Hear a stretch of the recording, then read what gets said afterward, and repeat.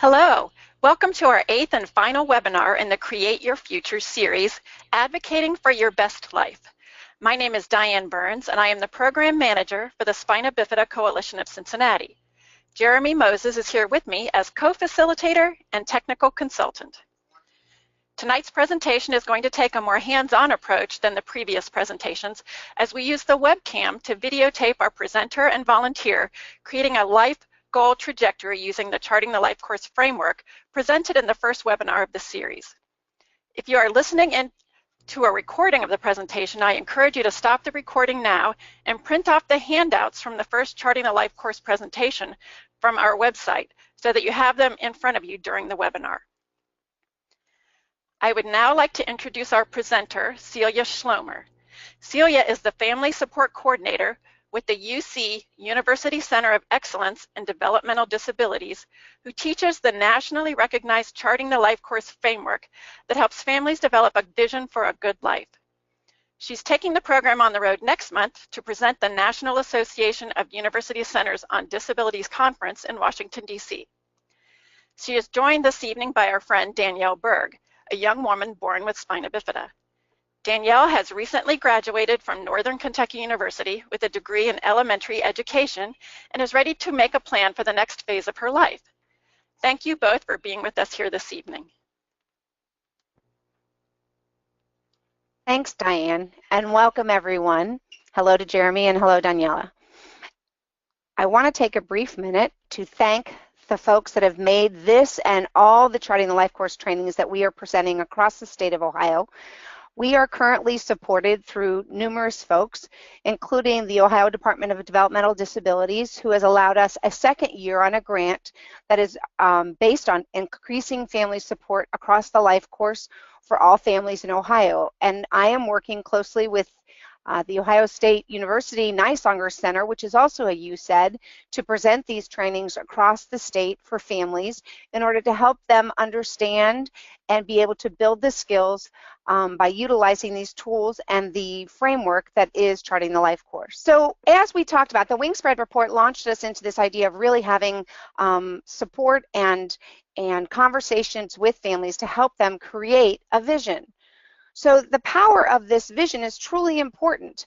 We all know that as we begin to age and grow, we begin to have a vision of what our good life looks like. As a young child, we think about what do we want to be when we grow up.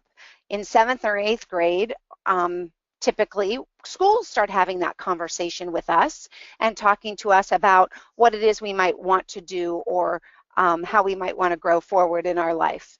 So it varies from time to time at different stages where we're going to begin to think about what this truly looks like. And the Life Course tools give us the opportunity to utilize this idea of a vision and start creating this trajectory of our vision and how we're going to get there. So when we utilize these tools, we're going to work very hard with Danielle about developing a vision for what she might see in her life, and then those things that will help her support that vision and make it happen.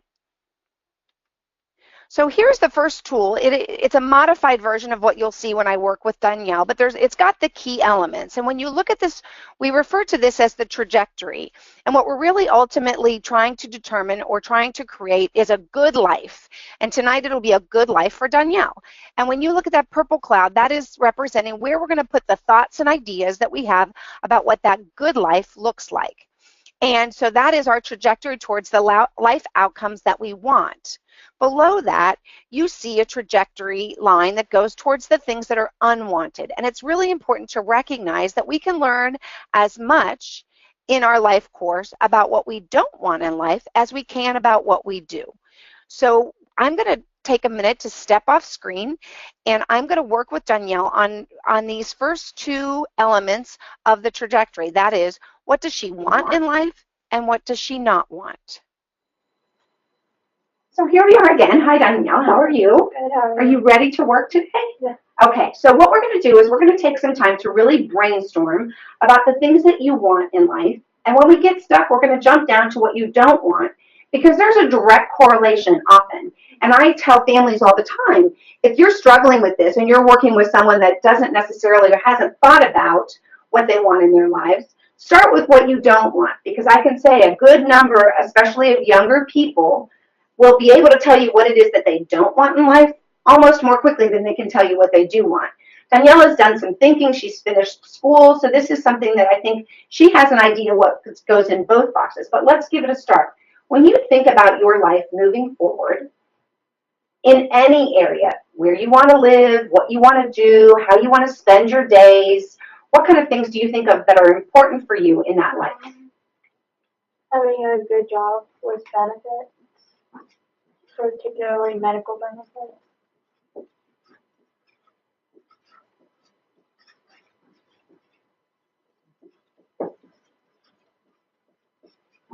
Okay, what else? I want to be able to live independently out of my parents' home.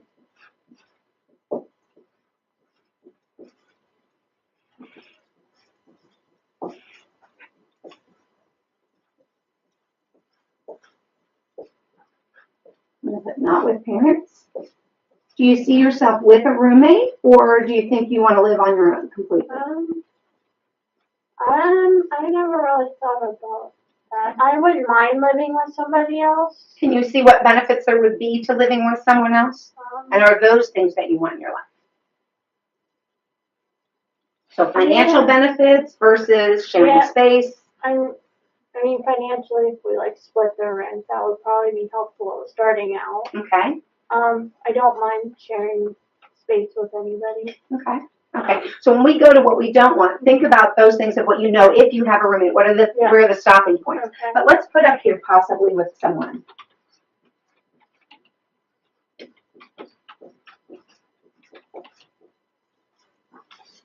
And I'm going to put it as the financial thing. I'm going to say possibly sharing rent, because that sounds to me like that's kind of an important piece to you. Okay. What else do you see? Maybe eventually like getting like a pet or. Okay. I've always wanted a dog. Okay. Kind of something to take care of. Yeah, yeah. And they keep you company. Yeah. Especially if you're living alone. Yeah. So that's a good thing. Okay. What else? Think about a job. When you say you want a good job, how do you define a good job? One that I like to do one that I love to do, not something I have to. Okay. Just have to go to work and do it. I want to be able to love my job, so I want to do it every day. And do you know some of the elements that would be in a job you love right now based on knowing yourself? Working with kids, particularly kids with disabilities. I've always loved volunteering with them, doing things with them. Okay.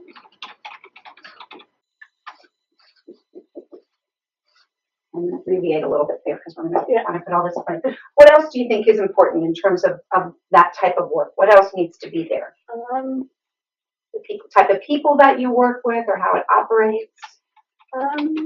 Like people that maybe have a good understanding of people, other people with disabilities. Okay.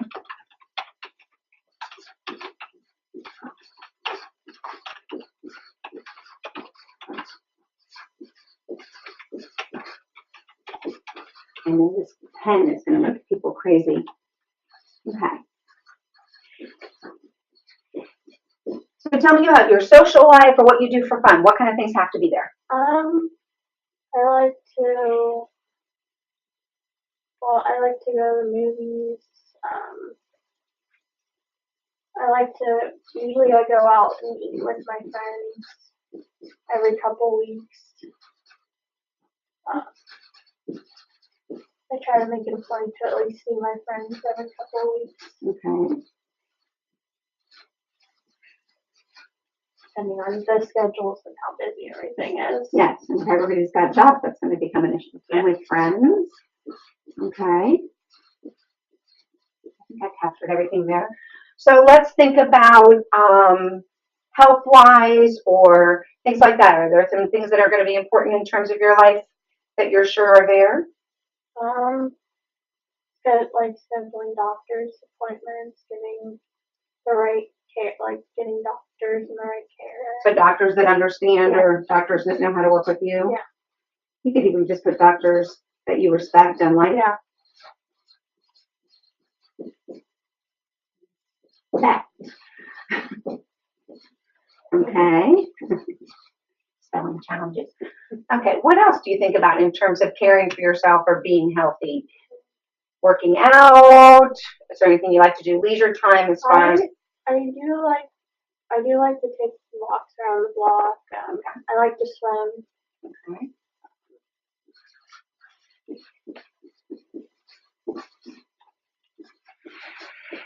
I love sports.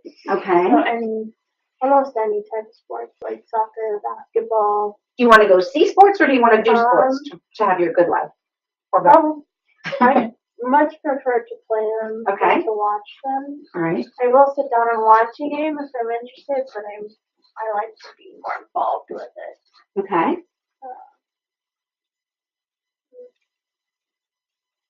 Being like, this might go back to the social, like being in a relationship. Okay. Okay, that's a good one.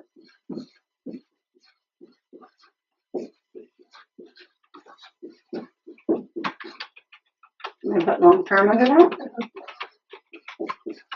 Okay. All right. I feel like that's a pretty deep list. Yeah. Okay. And we may pop some more things up there when we go to what you don't want, right? Mm-hmm. Right. Okay. So you talked about wanting a good job. You talked about living independently. I'm going to add one more thing because we talked about it a little bit. But when you look at a good job and living independently, we had talked a little bit earlier about the financial security that comes with that. So let's go ahead and add that now.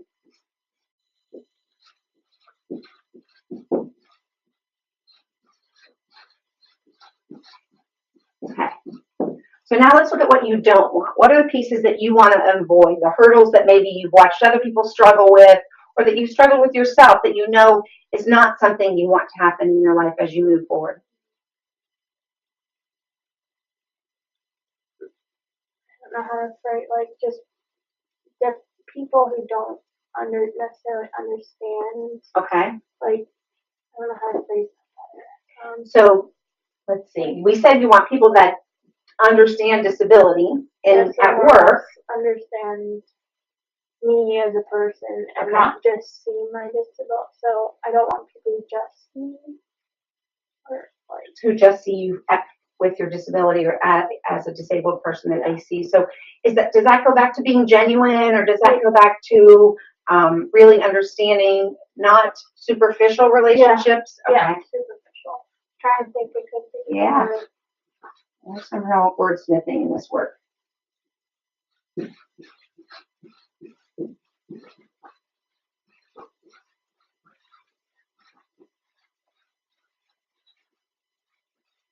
And then you did say people who only see the disability?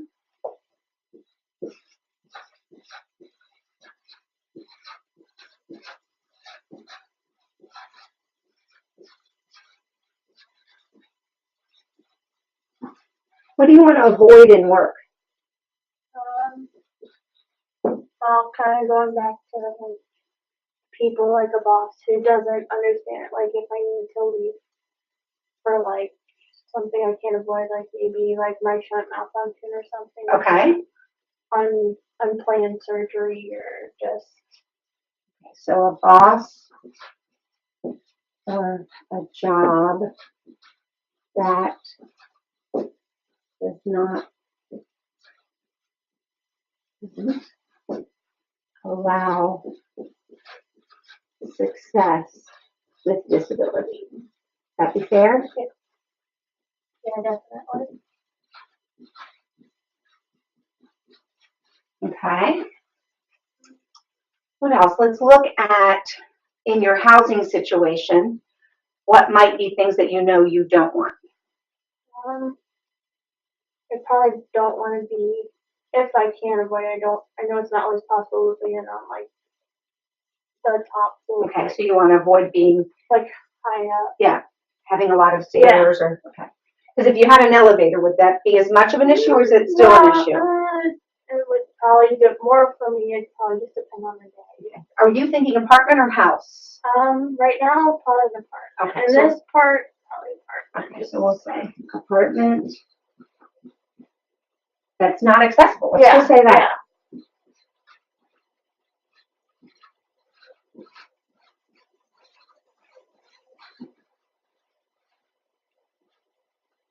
Sorry. Sorry. Spelling. Okay, so what else? Talk to me more about when you visualize an apartment, what kind of things are going to be important in that space? Are there things that you think could really cause you difficulty in the space itself? Well, this is more just for my height, like things that are up high or things. Okay, so reachable. Yeah. Okay. Reachable living, we'll call that. More of my height and my disability, just not being able to reach things that are high. I have the same issues to a different degree, but I do have to relate. Yeah. So when you think about, how about the pet? Is there anything you want to avoid? Probably a large pet. Yeah, like I want a smaller. Okay. Just for it's like walking them. I don't want to be pulled over if they run or. And that would be good to know, like if your roommate. Yeah. So doctors and medical, what are the things that you know you want to avoid? I mean, we talked about that having respect and having doctors that you respect and like, them having an understanding, being part of that group that has an understanding of your disability. Can you reflect back on medical care in the past that you were like, oh, I am never going through that again? And maybe is there an advocacy piece that kind of came into play there at all for you or for your parents even for that matter? I mean, my parents have always advocated for me, and there have been like struggles just with the different like teams, I guess, like neurology, urology, depending on where I was. Things didn't always get relayed to the other person. Okay. Or the other team. Okay. All the time. I mean, it didn't happen all the time, but it happened quite a bit that it affected. Okay. So we can say poorly communicated medical care. With that, we can both know what we mean by that, right? Mm-hmm.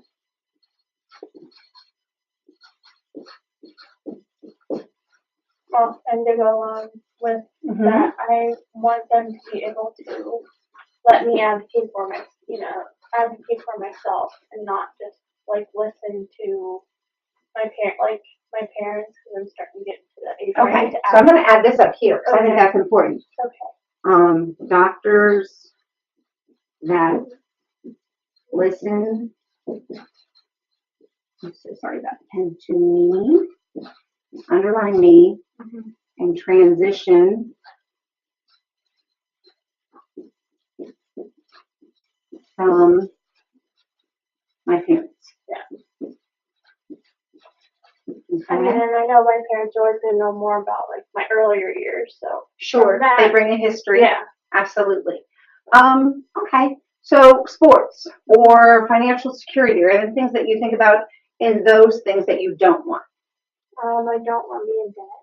Okay. That one kind of big because it's way down at the bottom. I don't want it to get lost. Okay. So that right? So you want to avoid financial. You want to avoid debt, no debt, but you want to avoid credit card debt, all that kind of stuff, because that's just a slippery slope. So then we're going to avoid that. What about with your the sports or the athletics? Are there any things that you're concerned about there? Not at the moment. Okay. Nope. All right. So you feel pretty confident that we've covered everything as far as wants and don't wants in terms of your trajectory? Okay, great. I'm going to hand you my pen because I'll forget it again when I come back. And I'm going to walk back over here and. Right. And back we are.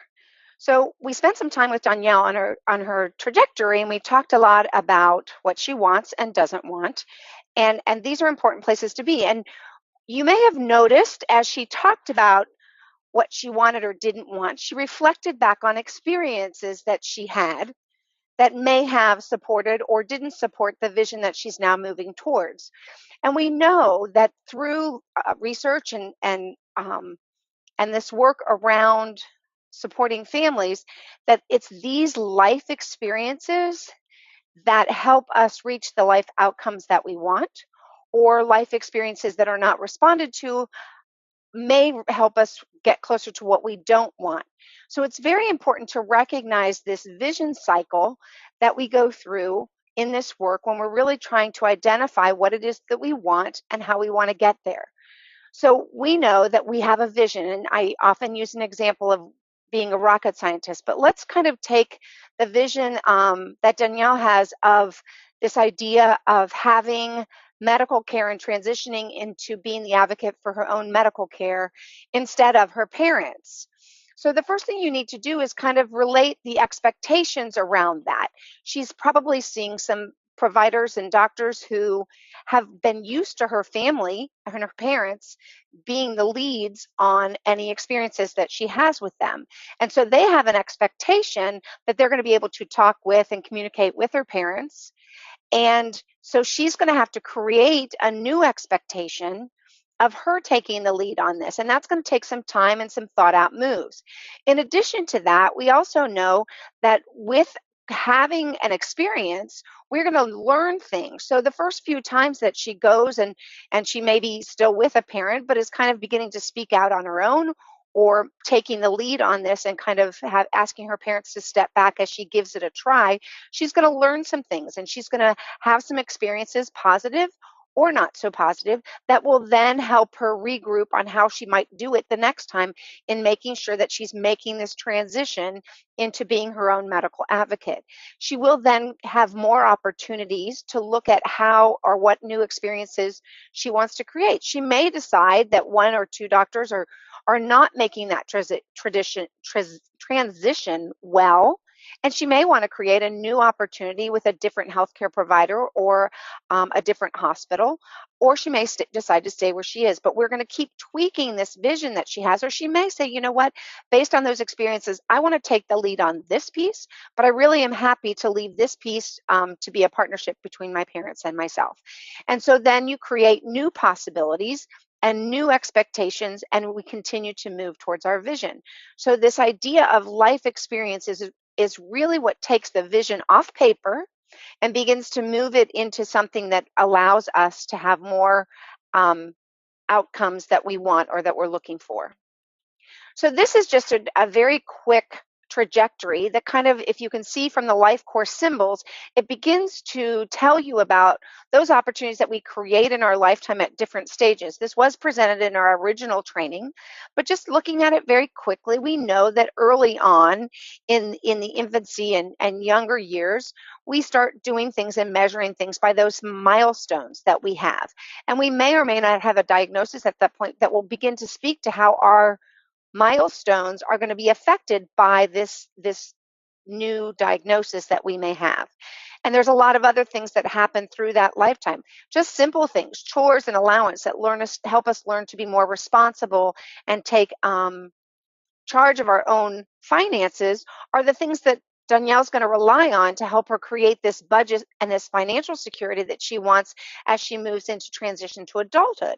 They were learned from previous experiences. So our experiences become points along the trajectory, and those natural transitions that happen, leaving school, going into college or a post-secondary choice of employment or whatever it is, then create spots along the trajectory also. And all of these become points on moving us towards what we want. And when we reach a hiccup or something that's seeming to take us towards what we don't want, if we know the trajectory that we're aiming for, we can respond more quickly because we recognize it as not being in that realm of what we wanted, or more importantly, being in something that we identified as something we don't want. So now what we know is that we're focusing on our past and present and future life experiences to speak to our trajectory as we're trying to head towards what it is that we want. And at the same time, we're trying to avoid past, present, things that we don't want, that we're heading us towards the vision of what we don't want. So I'm going to work with Danielle again to work on identifying some of those things in her past and identify some things based on that knowledge of her past that we want to see in her future to either avoid what she doesn't want or help her get closer to what she wants. All right, so here we have the trajectory that we saw before, and our boxes, what we want and don't want, are imaginarily over on the other screen, on the side of the screen. But over here we have the two boxes of what we want and what we had in our past that we recognize led us towards our what we wanted, and the things in our past that we recognize were guiding us away from what we wanted. And then we're going to identify some things in the future. So what I want to do is, remembering what it was that we talked about in your what I want box, I want you to think about past life experiences that are kind of guiding you or guided you towards what you wanted. So for example, things like working with children. Can you talk to me a little bit about things in your past that launched you towards that? When I was in 8th grade, I started working with an adaptive swim program at my local Y, and I was a part of that growing up, learning how to swim, learning how to be safe, and I started working with the younger kids one-on-ones. I did a lot of one-on-ones, just teaching them how to be safe, how to listen, more importantly, how to swim, have fun. And I really enjoyed getting to experience each kid and getting to have that one-on-one time. Okay, and you just started to learn that you liked. Yeah, I liked being with a certain age group of kids. I particularly liked when they were between like 5 and 9, so like the elementary. Okay.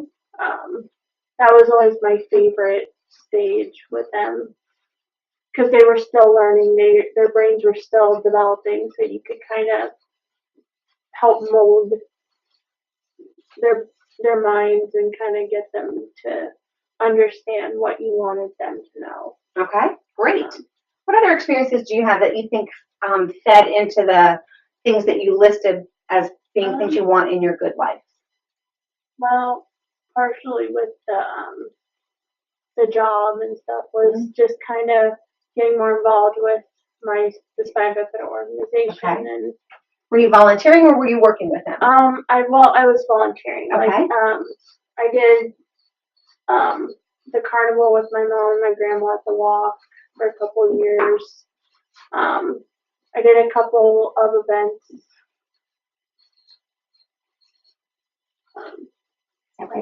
Where I was kind of like the babysitter or like the kind of activity person for the little kids, and I kind of, while the parents were having their meeting or whatever they were doing.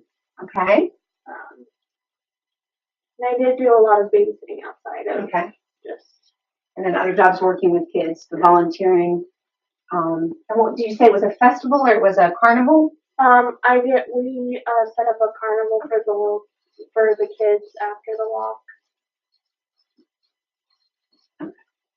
For a couple of years. I don't know how many years. Okay, great.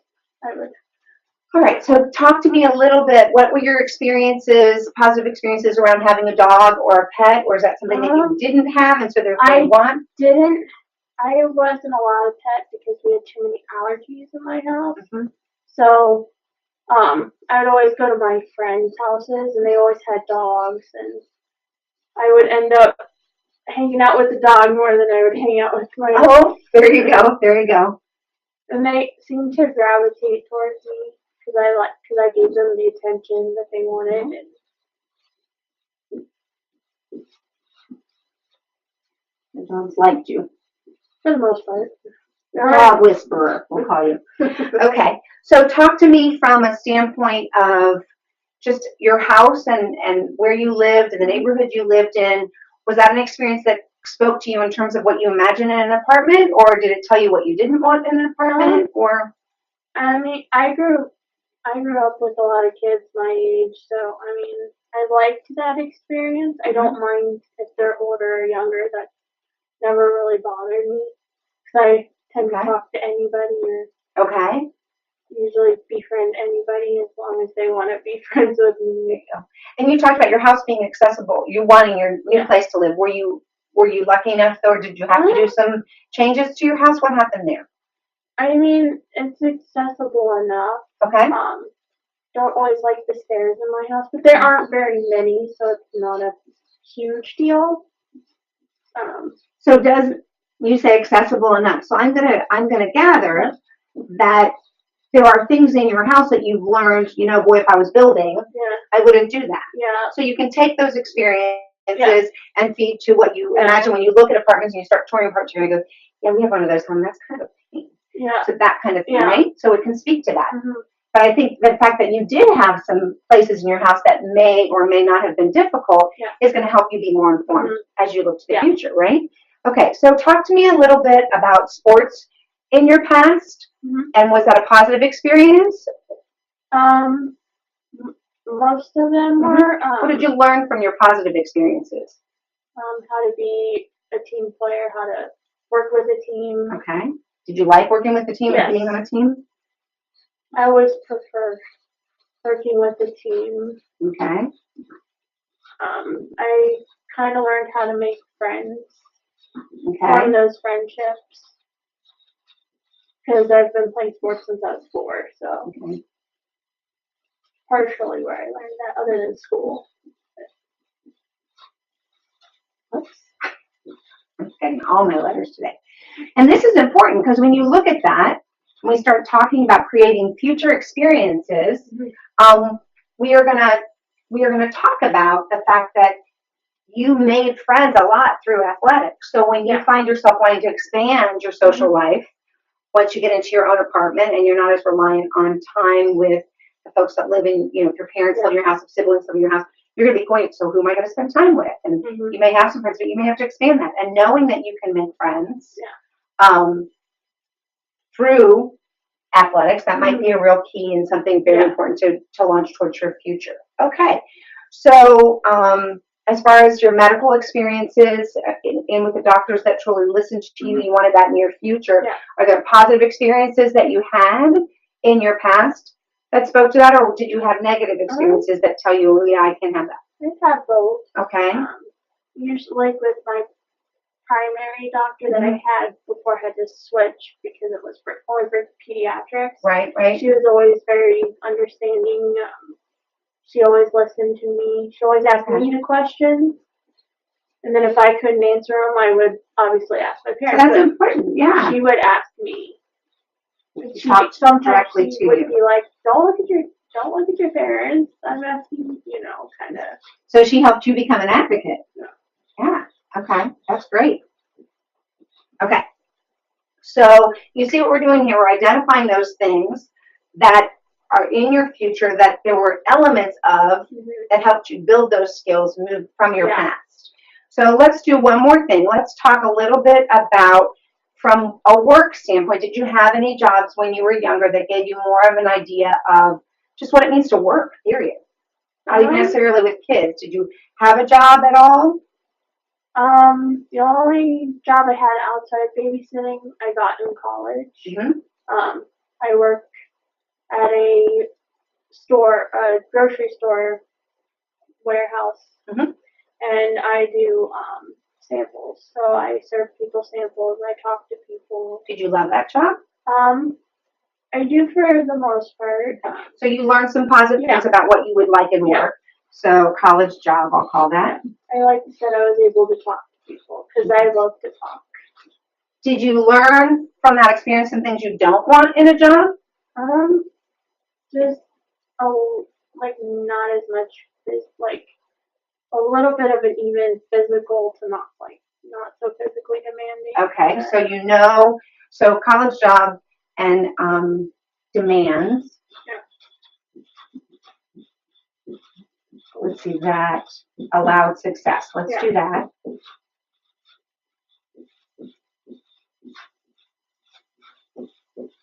And then job experiences.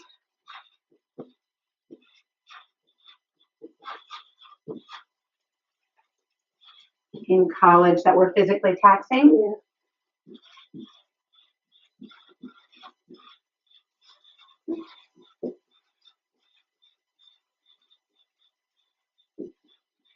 All right. Don't want to use Sharpie. Taxing. Here we go. I'm going to finish my sentence and not talk. I won't get Sharpie on the whiteboard board. Okay, so now that we've moved down into here, let's talk about some past life experiences that you feel like may have led you to what you don't identify as things you don't want. So one of the things that you talked about was something that wasn't accessible to you in terms of a living arrangement. And I think that you talked a little bit about your own personal home. Can you think of a time where you remember for the first time physically not being able to go someplace you wanted to go? Do you remember where you were, or just can you pull up one memory like that where you knew your physical limitations were challenged? Like in a space. House. It could not necessarily in your house, but anywhere where you kind of went, oh, geez, I don't want to, or I'm not looking forward to doing that. And you've talked about stairs, a lot of stairs. There's generally places like there was a restaurant we just recently went to, and we had just come back from the walk, so I'd already walked 2 miles and I was tired, and we went and we didn't realize there was an elevator, so I walked up all the stairs. I'm like, I don't want to do this again. So I hear two things. One, you don't want a neighborhood that's not easily walked. Yeah. Okay.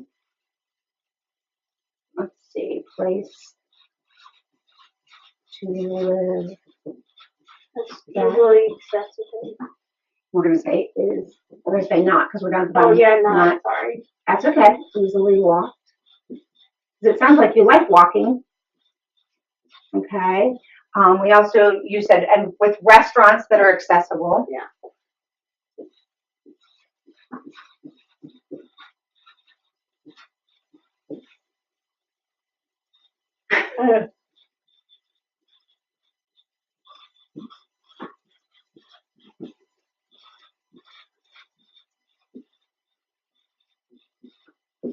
Okay. Talk to me a little bit about, in terms of avoiding, you talked about communication being important in medical care. Obviously, we don't want doctors that don't listen. Have you had past experiences with doctors? Did you have any kind of experience that led to that? Probably nurses. Okay. I had one experience where I was in the hospital for a very long time, and obviously they want you to walk and do what you can, be mobile, and they wanted me to walk, but I had been in surgery for so long that when they pulled me over to the side of the bed, I was pretty numb. Gotcha. And I kept telling him that, and nobody would listen. And I was telling my dad, like I was even trying to get my dad because they weren't listening to me. And so they picked me up. I got on the ground and your legs went right out from underneath you, right? Pretty much. So we want hospital staff. We want to avoid hospital. I'm going to put we want to avoid hospitals. Okay, so hospital stays in general probably were. Well, yeah. I don't really want to have another one if possible. The staff that doesn't listen didn't. That was in your past. Yeah. I'm sorry for my penmanship. Okay. Well, I'm down here. Look at this. So talk to me a little bit about relationships, because you talked about wanting to avoid superficial relationships. Yeah. So can you identify just maybe a time frame in your life, elementary school, junior high, where you had relationships where they felt very superficial? Or probably more high school than okay. anything. I had a couple friends who were my friends in high school, or actually all through elementary to high school, and towards the end of my high school career, they decided to say some things about me that I didn't necessarily like, and so I just kind of was like, well, if you think that way, I don't want to be around. There you go. And we all have those experiences, but it is good to note that in your past you learned that those things happen in life and that you can recover from that. And that leads to getting you back up on the trajectory, because if it happens to you again now, you go, oh, I remember how this goes. Yeah. I'm going to, pay attention to, go back and, join a sports team, make some new friends that we have something in common with, and etc. So that's how those experiences that can lead you forward to get back to your trajectory. So do you see kind of how we're going with this? Is it making sense? Okay. I'm going to jump back over real quick. I'll be back. I promise. So the trajectory, if you printed out the handouts that go with the webinar, that we worked on are these pieces, and we have filled out the good vision for a good life box and a vision for what we don't want. And we just worked with Danielle on those past experiences that were leading her towards what she wanted, and those past experiences that lead her away from what she wanted.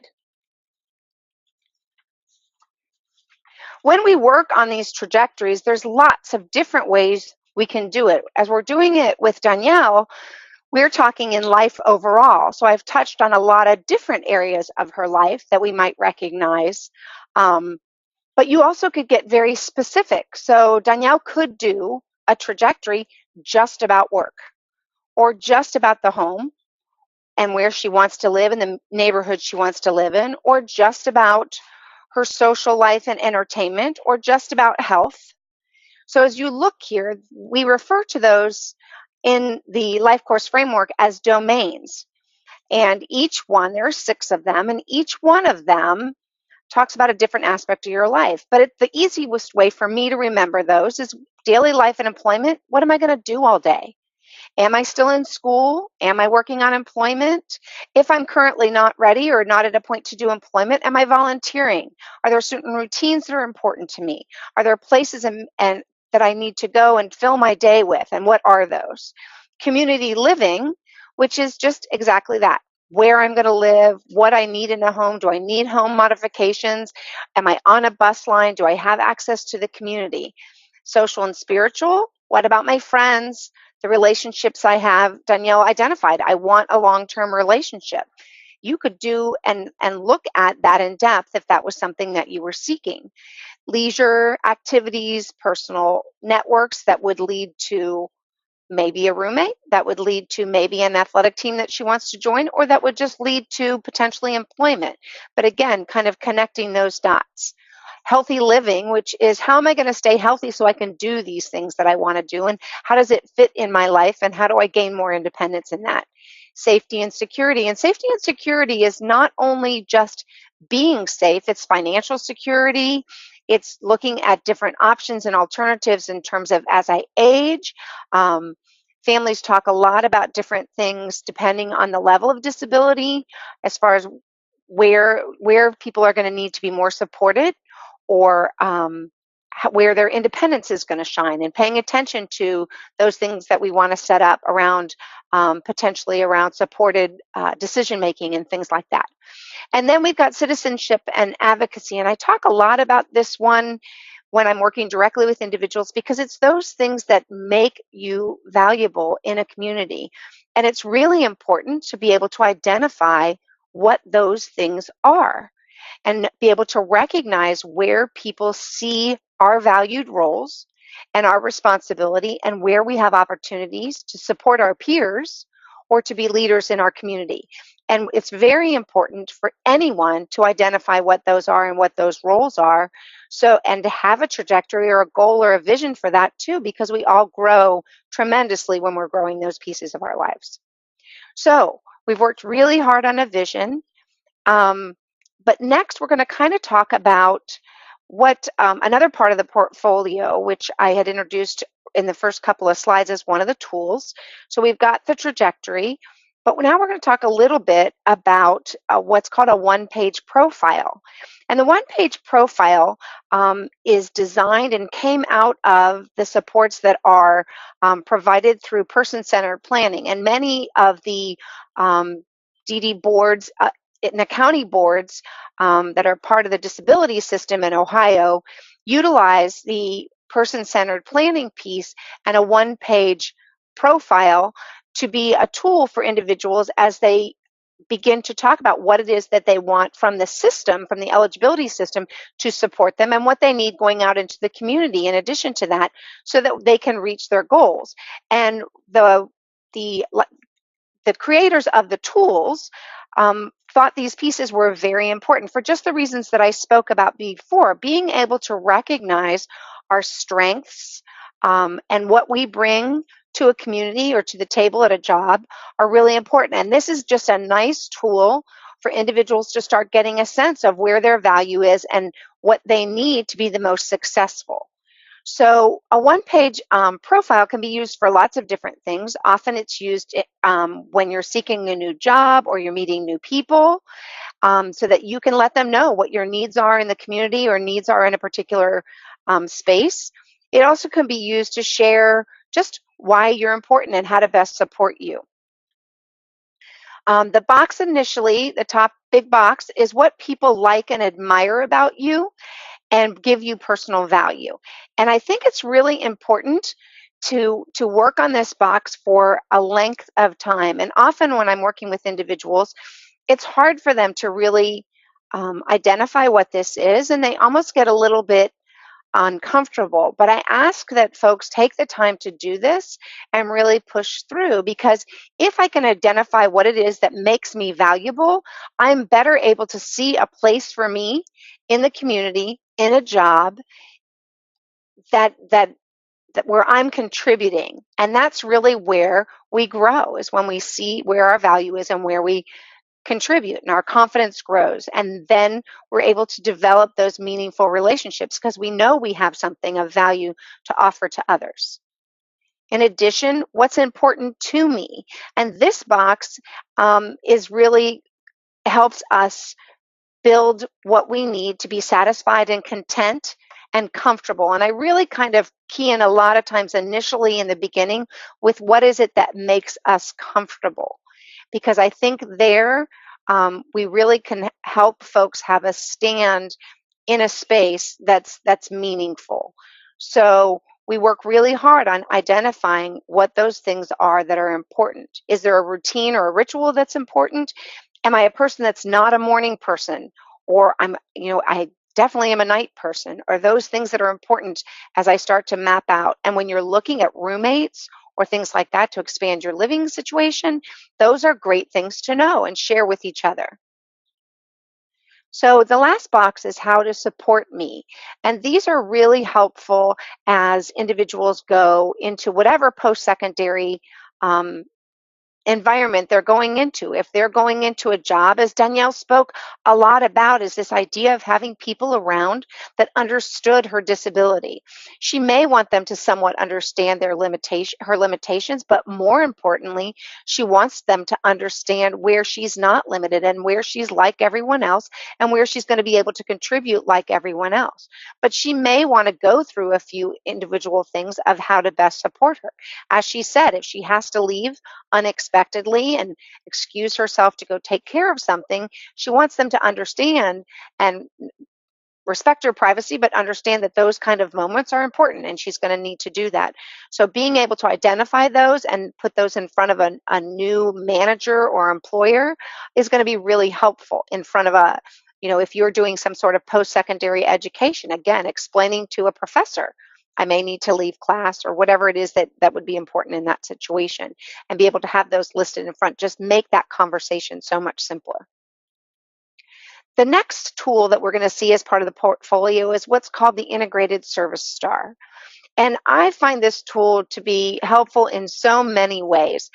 Initially, it was designed to help folks integrate their services in the community and to utilize what they may get in terms of support from the eligibility system, that is the DD system if they are a member of that, and what supports they may get from that. In Ohio, often we'll hear families talking about whether they have a waiver or not, or whether they have an SSA or not.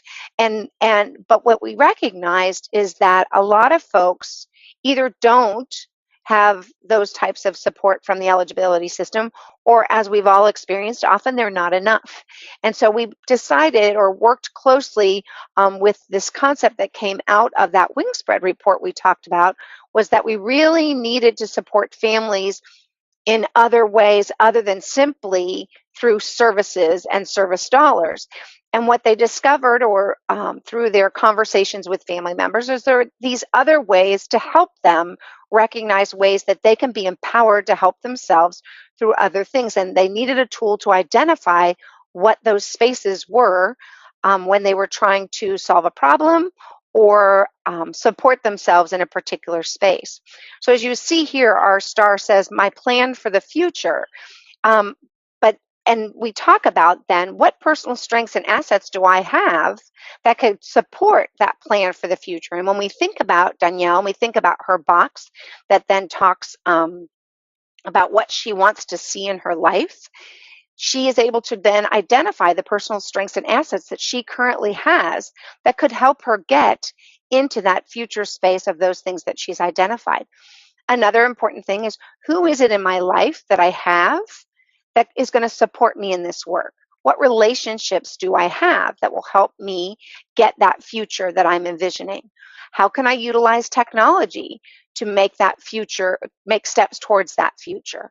And what's available in my community that's available for everybody who's doing future planning and envisioning what they want to be or where they want to go and what they want to do, that I can utilize also, simply because I'm a community member, and to integrate these supports in a way that I can then look to my eligibility specific supports that I have to then complement all the other things that I'm utilizing that may not be from the eligibility system.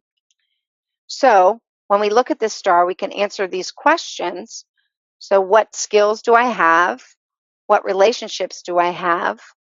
How can I use technology? And what places can I, where can I go, or what can I do in the community that's going to support a more integrated life? And then lastly, how can I use supports from the other parts of the star to maximize the services that I may be eligible for? So what I'd like to do is step off again and spend a few minutes with Danielle on working on a star. Okay, so Danielle, we're going to quickly work through a star. And we can use these stars not only to start integrating supports that you might have, we can also use them to problem solve. What I'd like to do is choose one of the goals that you had in the life that you want in your good life box and place it here and start talking about how we can use the support star to move you towards what it is that you want to do. So let's choose one of the items that were in your box. So let's think a little bit about what was there. We talked a little bit about your medical care. We talked about having a relationship. We talked about starting with sports and having a sports team, potentially having a job. So out of those things, when you think about that, which one would you like to work on a little bit? Probably the job. Okay, so you'd like a job with benefits is something that you're looking for. So we're going to put employment here. Okay, I can't write in my star. And we can do this one of two ways. I'm going to show you a version that I use often when I'm doing this, because for me it creates a to-do list. But what I do is I divide these spots on my star into have and need. And we'll do that with each section of the star, but let's just get started here if we can. So when we think about the personal assets, and assets can be anything from I own a car. I mean, it's just like assets that we have to claim for whatever. But also things that I have that are strengths and assets in my personality that are going to make that easier. So when you think about looking for a job, what personal strengths and assets do you have that are going to make you more employable? Always on time. Okay. Very dependable. Okay.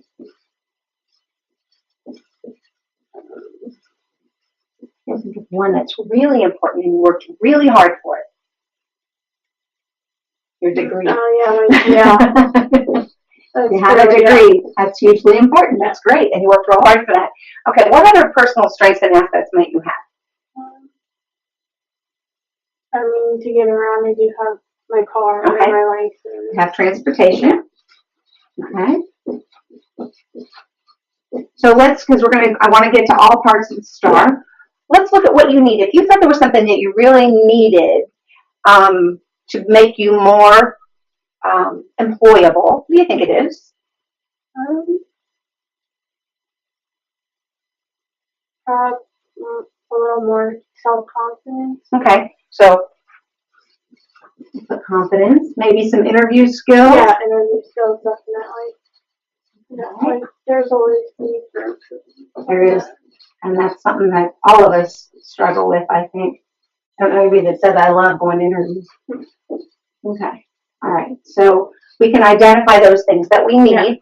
Okay, So let's look at relationships. When you think about you being successful in finding a job and those people that can support and help you, who are the people in your life right now or a little bit out in the perimeter of your life that might help you in looking for or identifying some potential jobs? Like maybe like professors. Is there a specific professor that you have in mind? I pretty much like most of All of them. So professors, your college professors, okay? I don't think there was one I didn't like. And you'd be comfortable approaching all of them. Okay. Good. Whoops. Okay. They kind of made me comfortable with them too. So. Okay, good. That's great. They're going to be great mentors. Who else might be helpful? Parents can always be helpful. They always are, even if it's just nagging. Yeah. I'm really good at that. I don't want to apply the facts to your parents. We'll say nudging you, helping you along, motivating you, all those things. Yeah. Okay. So parents, who else? Friends in the line of work you want to go into. Okay. Is there anybody that you can think of specifically? Let's get specific. Who's a friend or someone you know that's doing, and you're like, I'd love to have that job or work for that organization? Anybody? I mean, most of my friends are just starting. They're just starting. So, okay. So what we need is people who are in the field. I mean, I had teachers that I did my observing with. That I could probably like have them help me figure out what would be good, like where to start. Okay, so I'm going to tell you one thing you can do. So as we look at this, you have one person that you know that's in the field that you could talk to, and maybe other teachers that were in that building that maybe you didn't study from, that you said hello to, and things like that. Okay, and then you have folks.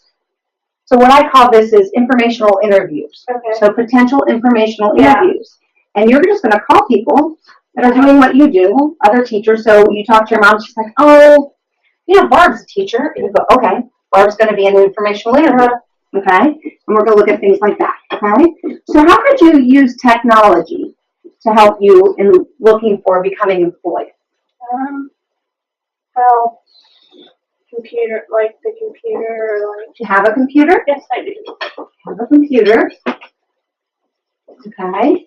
What might you do on the computer? Go on the different, like, website, like school websites. Okay. So do you know how to do that? Yes.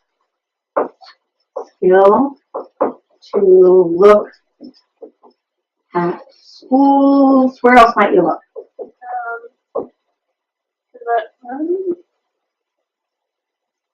How about job websites? Yeah, job website, yeah. Okay.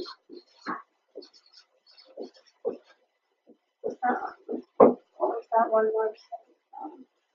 My parents let me get LinkedIn. LinkedIn. Do you have a LinkedIn? No. Okay, so that's what we need. Yeah. We need a LinkedIn account. Okay. Okay, so you see what we're doing here, all right? Now let's look at community-based. What community-based activities could you access based on, or what community things might you belong to or that you know exist in your communities that might help with employment, and what things do you think that you might need to investigate more?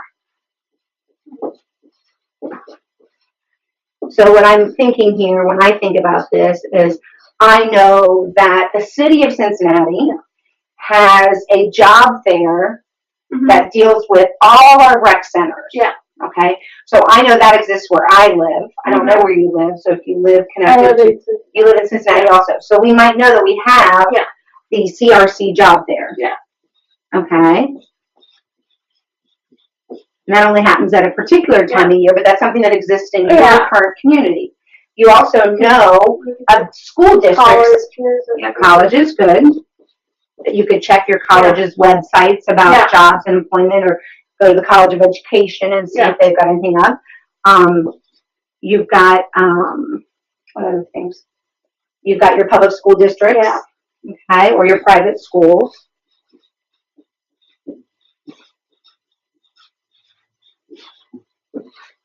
Okay, And what might you need to become more informed about that's in your community that maybe you don't know about? Do you know all the public school districts or that exist? You feel pretty confident? No. Or let's do this. How about places in the community that work with kids that maybe aren't a school? Maybe investigating that, looking for non-school. Kind of like a non-profit or something like that. Possible employers. So kind of using more like using the Spina Bifida. Yeah, exactly. Or not-for-profits to work with in the disability community and stuff like that. Absolutely. And then you go back and you can look at your informational interviews and start talking about that. So currently, from the eligibility system, are you receiving services right now? Do you have services that you're aware of? Have you ever utilized that system? Okay, so you don't have any, but you would qualify for something like OOD, where the job support, where they would start to help you. So we don't have anything right now, but things that we could think about would be contacting you're in Hamilton County, so the Hamilton County, Hamilton County DDS office, and see what services you might be eligible for. You may be able to get a job coach. Things like that. So we can start looking and investigating that. So you need to call them. You might want to talk to some folks here at the Spina Bifida Coalition about what other things you might be eligible for. So talking to the Spina Bifida Coalition about other eligibility supports. Eligibility supports. There's something called Transition Boot Camp that's offered by my organization. You're on the cusp of aging out, but there may be information just simply about those types of things. What eligibility things you can learn about, job skills, that kind of stuff. It's set up for families overall, but since you like to volunteer with community organizations around disability, you might think about volunteering for that event and then learning about all these folks that talk about those things. If you're sitting on the committee and you're a support person and a volunteer, and then you've got those connections and those relationships that you can add. But what I like about doing it this way, Danielle, and I'm going to wrap up here, is when we divide it into have and need, tomorrow morning when you wake up and go, what am I going to do today? What can you do? Name 2 things that you're looking at have and need that you might be able to do. Pick any corner of the star. Probably like talk to my college professors. You're going to call them or email them? Probably both. Okay, so you're going to the technology corner, you're emailing your college professors to set up like appointments, like information. Okay, so now you've got a to-do list. And it gets you thinking about what you can do. And I love this because it gets us unstuck. And it helps us with that hurdle. And maybe just that one college professor will help you make the next move and the next move. Does that make sense? Okay, I'm going to jump back over here to wrap up. So I hope that you had an opportunity to really see how these tools can move into identifying a goal and moving you along that trajectory. If you go to the Life Course Tools website, there's a lot of different tools that I didn't even review today. But that portfolio is a piece that has all 3 of these tools combined, and you're able to step by step walk through starting to set some goals and really have a list that moves you on identifying what your next steps are or your experiences that are then going to support your vision and move you on to different opportunities to grow your vision.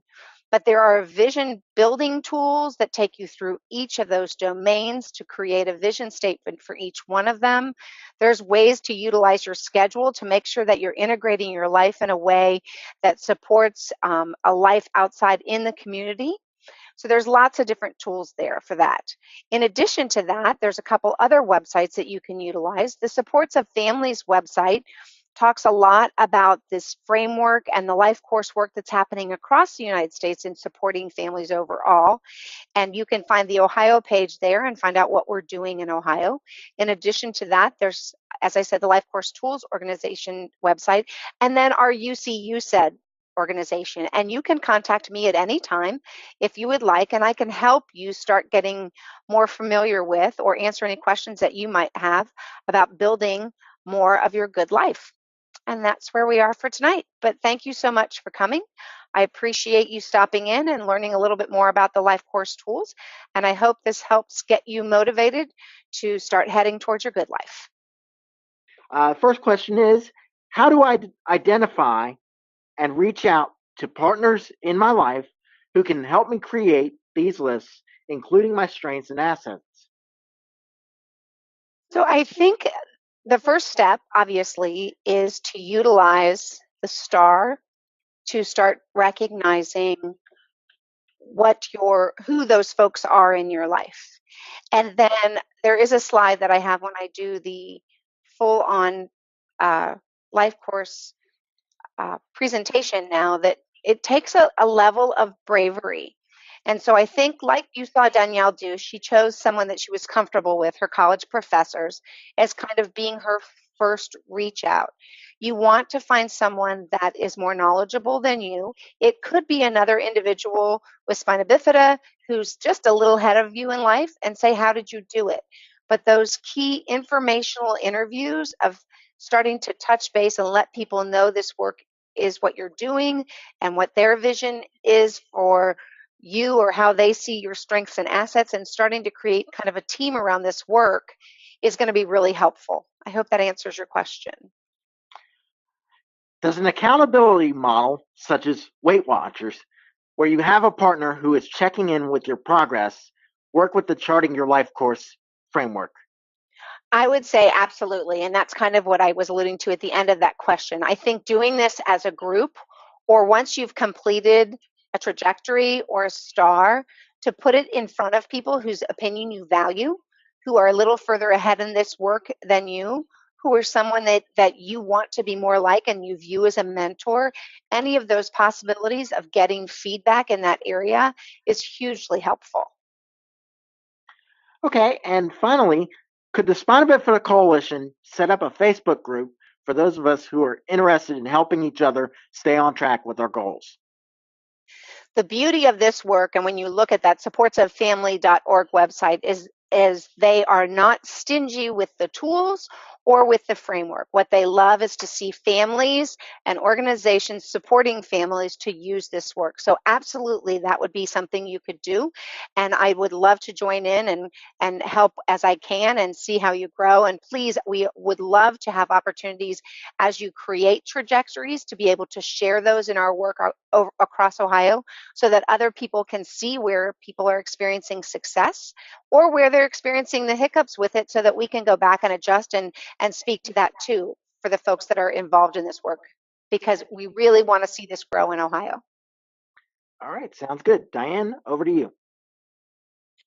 Thank you, Celia, for helping us plot a course for a good life, and Danielle for sharing your life goals with us.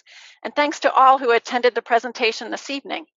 If you have any other questions, please email me at dburns@sbccincy.org, or you can email them directly to Celia with the email address that she provided. Your feedback is important to us and our funders. Once you leave today's webinar, you'll receive a very brief survey, and we appreciate you taking just a few minutes to complete it. As I mentioned in the introduction, this is the final webinar in our Create Your Future series. All of the recordings and handout materials from the series can be found on our website at sbccincy.org, that's Cincy with a Y, under the Educate tab. And remember, you can use the Charting the Life course methodology to set goals in any area we discussed in the previous webinars. So for instance, if you're working towards achieving continence, you can use that STAR to work on your needs and what you have, as well as building your social network, maximizing your school experience, or in particular, I think managing executive dysfunction, where technology can be a big support. On behalf of the Spina Bifida Coalition of Cincinnati, our volunteer Danielle, our presenter from the University of Cincinnati Center of Excellence in Developmental Disability, Celia Schlomer, and the Hatton Foundation, we thank you. Now go create your future. Bye, everybody.